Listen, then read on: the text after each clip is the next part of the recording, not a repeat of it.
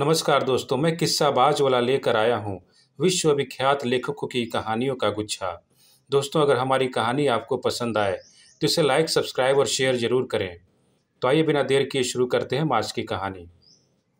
कहानी का शीर्षक है अष्टावक्र का विवाह। एक बार महर्षि अष्टावक्र महर्षि वरदान की कन्या के रूप पर मोहित हो गए।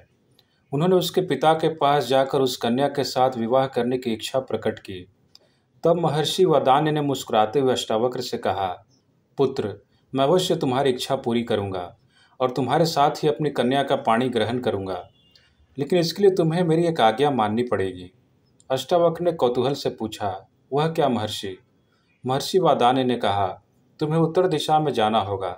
अलकापुरी और हिमालय पर्वत के आगे जाने पर तुम्हें कैलाश पर्वत मिलेगा। वहाँ महादेव जी अनेक सिद्ध चारण भूत पिशाच गणों के साथ विचरण करते हैं। उस स्थान के पूर्व और उत्तर की ओर छहों ऋतुएं काल, रात्रि, देवता और मनुष्य आदि महादेव जी की उपासना किया करते हैं। इस स्थान को लांघने के बाद तुम्हें मेघ के समान एक नीला वन मिलेगा। उस स्थान पर एक वृद्धा तपस्विनी रहती है।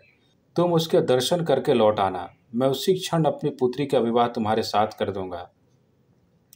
अष्टावक्र ने महर्षि वरदान की बात स्वीकार कर ली और यात्रा के लिए चल पड़े।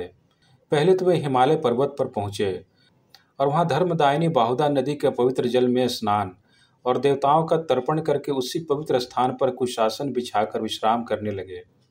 वहीं रात भर सुखपूर्वक सोए। वहीं प्रातःकाल अग्नि प्रज्वलित करके उन्होंने यज्ञ किया। वहीं पास में एक तालाब था जहाँ शिव पार्वती की मूर्ति थी। अष्टावक्र ने मूर्ति के दर्शन किए और फिर अपनी यात्रा पर चल दिए। चलते चलते वे कुबेर की नगरी में पहुंचे। उसी समय मणिभद्र के पुत्र रक्षक राक्षस गण के साथ उधर आए। ऋषि ने उन्हें देखकर कहा, हे भद्र, आप जाकर कुबेर को मेरे आने की सूचना दे दें। मणिभद्र ने कहा, महर्षि, आपके आने का समाचार तो भगवान कुबेर को पहले ही प्राप्त हो चुका है।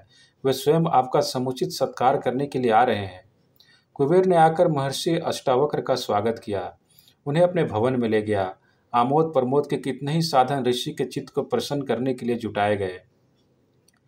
गंधर्वों ने मधुर कंठ से गीत गाए, अप्सराएं नाची और चारों ओर तरह तरह के वाद्यों की ध्वनि से पूरा प्रसाद मस्ती से भर गया। तपस्वी अष्टावक्र इसी तरह के आमोद प्रमोद से घिरे हुए 1 वर्ष तक कुबेर के यहाँ रुके रहे। फिर उन्हें महर्षि वरदान्य की आज्ञा की याद आई और उन्होंने कुबेर से चलने की आज्ञा मांगी। कुबेर ने और ठहरने का ऋषि से काफी आग्रह किया, लेकिन अष्टावक्र अपनी यात्रा पर चल पड़े। वे कैलाश, मंदर और सुमेरु आदि अनेक पर्वतों को लांघकर किरात रूपी महादेव के स्थान की प्रदक्षिणा करके उत्तर दिशा की ओर चल पड़े।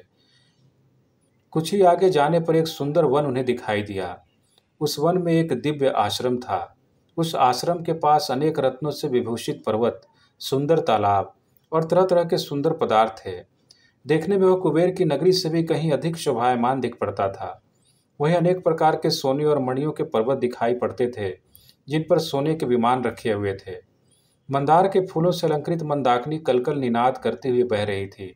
चारों ओर मणियों की जगमगाहट से उस दिव्य वन की कल्पना श्री से ऊंची उठ जाती थी, लेकिन उसकी समता कहीं भी मस्तिष्क खोज नहीं पाती थी।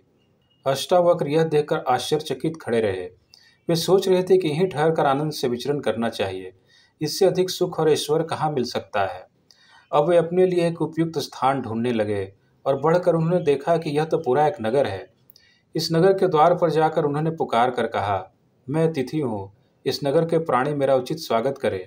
उसी समय द्वार से 7 परम सुंदरी कन्याएं अतिथि स्वागत के लिए निकल आई। वे कन्याएं इतनी अधिक सुंदर थीं कि उन्हें देखकर अष्टावक्र ठगे से खड़े हो गए। जिसकी तरफ आंखें उठाकर देखते उसे देखते ही रह जाते। इस तरह कुछ देर तक कामदेव ने ऋषि के अंतर में कोलाहल सा मचा दिया। वे कामावेश में आकर इन सुंदरियों की ओर देखने लगे। फिर उन्होंने अपने तपोबल से अपने मन को वश में कर लिया। उन सुंदरियों ने कहा, आइए भगवान, पधारिए, हम आपका स्वागत करती हैं। महर्षि एक भव्य प्रासाद के अंदर चले गए। वहां उन्हें सामने ही बैठी एक वृद्धा मिली।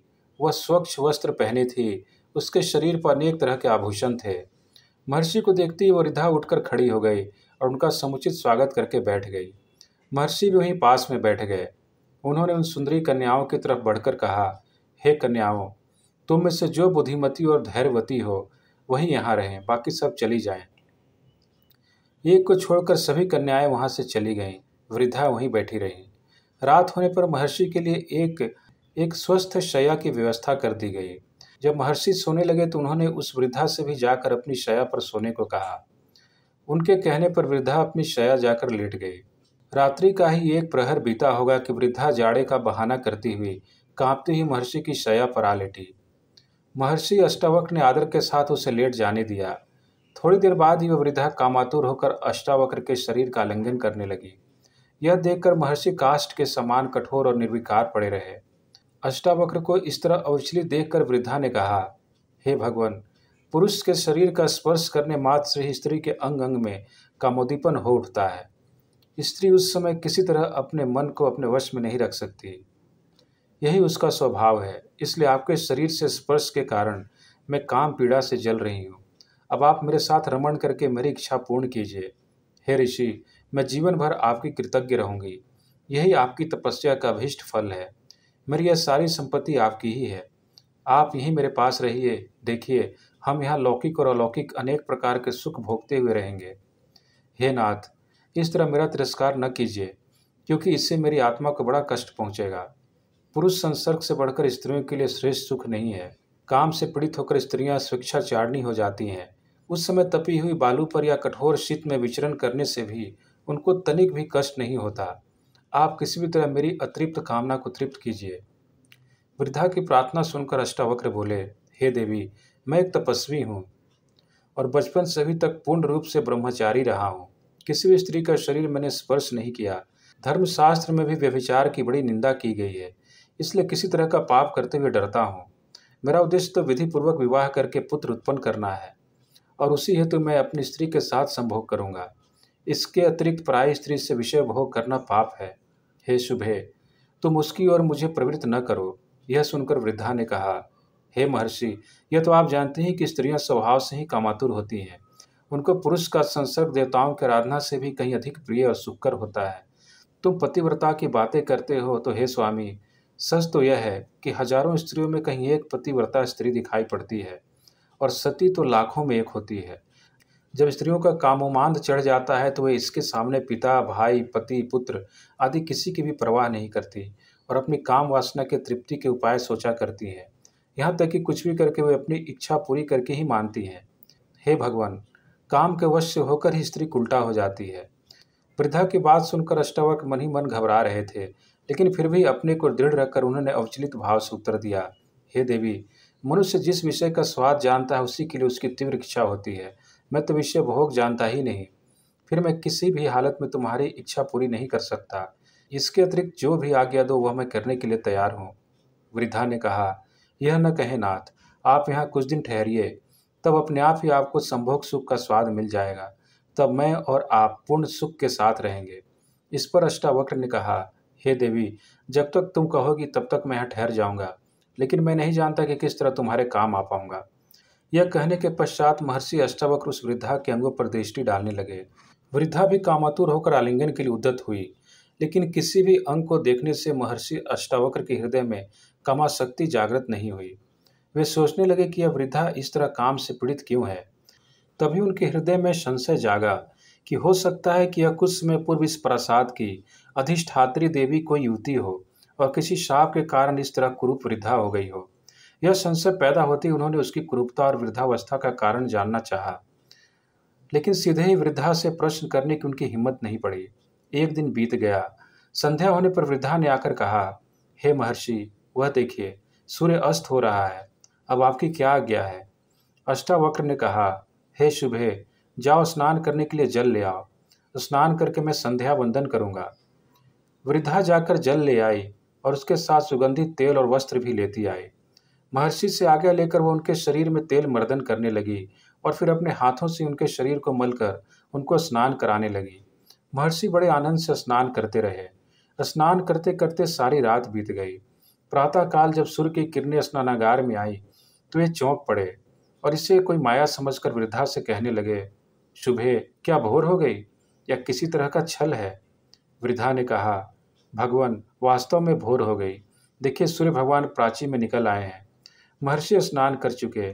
इसके बाद वृद्धा ने पूछा, हे भगवान, अब मैं क्या करूं। अष्टावक्र कुछ भी उत्तर नहीं दे पाए और चिंतामग्न होकर सोचने लगे। इसी बीच उत्तर की प्रतीक्षा न करती वृद्धा उठी और अंदर से एक थाल में सजाकर स्वादिष्ट भोजन ले आई। महर्षि भोजन करने लगे। फिर भोजन करते करते उन्हें पूरा दिन बीत गया। रात्रि आई। वृद्धा ने अलग अलग पलंग बिछवा दिए। महर्षि जाकर अपने पलंग पर लेट गए और कुछ देर बाद उनको नींद आ गई। आधी रात्रि के समय वृद्धा फिर संभोग की इच्छा रखती उनके पलंग पर आ गई। महर्षि सहसा जाकर कहने लगे, हे देवी, तुम व्यर्थ प्रयत्न न करो। पर स्त्री के साथ संभोग के लिए मेरा हृदय गवाही नहीं देता। यह कार्य मुझे धर्म विरुद्ध लगता है, इसलिए इसे त्याज्य समझकर मैं इसमें कदापि प्रवृत्त नहीं होऊंगा। इस पर वृद्धा कहने लगी, हे भगवान, आप शंका निर्मूल हैं। मैं स्वाधीन स्त्री हूँ। माता पिता या पति किसी का भी मेरे ऊपर अधिकार नहीं है। मेरे साथ सहवास करने से आपकी पर स्त्री गमन का दोष क्यों लगेगा? अष्टावक्र वृद्धा के तर्क के सामने परास्त होने लगे। तब सहसा उन्हें याद आया कि उन्होंने पूर्ण दृढ़ता के साथ कहा, हे देवी, तुम्हारा यह कहना कि तुम स्वाधीन हो, निराधार हो। प्रजापति ने कहा है कि स्त्री जाति कभी स्वाधीन नहीं हो सकती। वृद्धा ने कौतूहलवश पूछा, क्यों? अष्टावक्र ने कहा, हे शुभे, प्रजापति ने कहा है कि लोक में कोई भी स्त्री स्वाधीन नहीं है। बाल्यावस्था में पिता, यौवनावस्था में पति और वृद्धावस्था में पुत्र स्त्रियों की रक्षा करते हैं, इसलिए वे इन्हीं के अधीन रहती हैं। फिर बताओ तुम किस प्रकार स्वतंत्र हो? अष्टावक्र के तर्क के साथ किसी तरह न उलझते हुए वृद्धा ने दूसरा पैंतरा लेकर कहना प्रारंभ किया, हे देव, इस समय मैं काम से पीड़ित हूँ और आपके साथ संभोग की कामना करती हूँ। कामतुर स्त्री की इच्छा को यदि पुरुष पूर्ण नहीं करता तो उसे पाप लगता है। वृद्धा के इतना कह देने पर भी अष्टावक्र अडिग रहे और उसी दृढ़ता के साथ कहने लगे, हे शुभे, साधारणतया मनुष्य काम क्रोध आदि की दोषों से वशीभूत होकर इस संसार में कितने ही जघन्य पाप करता है, लेकिन मैंने कठोर संयम से अपने मन को वश में कर लिया है। तुम किसी भी तरह उसको विचलित नहीं कर पाओगी, इसलिए तुम्हारा इस तरह आग्रह करना व्यर्थ है। जाओ, अपने पलंग पर चली जाओ। अब तो वृद्धा को गहरा धक्का लगा, लेकिन फिर भी उसने धैर्य नहीं छोड़ा। वह फिर आशा लेकर अष्टावक्र से बोली, हे महर्षि, यदि आप मुझे पर स्त्री समझते हैं और इसी कारण पाप समझकर संभोग करते हुए डरते हैं, तो मुझे अपनी स्त्री बना लीजिए। मैं इसके लिए सहर्ष तैयार हूँ। आप विश्वास रखिए, मैं भी तो कुंवारी हूँ। इससे आपको किसी तरह का पाप नहीं लगेगा और मेरी काम पीड़ा भी शांत हो जाएगी। अब तो अष्टावक्र एक अजीब पेशोपेश में पड़ गए। उन्हें कोई उत्तर नहीं सूझ पड़ा। चिंता के भार से उन्होंने अपना सिर नीचे झुका लिया।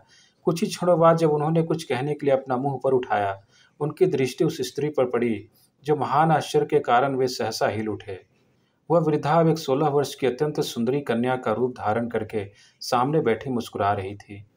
अष्टावक्र ने अधीर होकर पूछा, हे देवी, यह तुम्हारा कैसा रूप?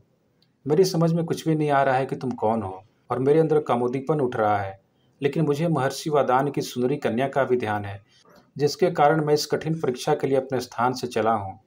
इसलिए मैं तुम्हारे साथ किसी प्रकार का संसर्ग तो नहीं कर सकता, लेकिन तुम्हारा परिचय प्राप्त करने के लिए अवश्य ललायित हूँ। बताओ कल्याणी, तुम कौन हो? उस कन्या ने मुस्कुराते हुए कहा, हे महर्षि अष्टावक्र, स्वर्ग मृत्यु आदि सभी लोगों के स्त्री पुरुषों में विषय वासना पाई जाती है। मैं पर स्त्री गमन के लिए आपके मन को विचलित करके आपकी परीक्षा ले रही थी, लेकिन अपने कठोर संयम के कारण आपने धर्म की मर्यादा को नहीं छोड़ा। इसलिए मेरा विश्वास है कि जीवन में आप कभी किसी प्रकार का कष्ट नहीं भोगेंगे। मैं उत्तर दिशा हूँ। स्त्रियों के चपल स्वभाव का प्रदर्शन करने के लिए मैंने वृद्धा का रूप रखा था। इससे आप यह जान लीजिए भगवान कि इस संसार में वृद्धावस्था को प्राप्त स्त्री पुरुषों को भी काम सताता है।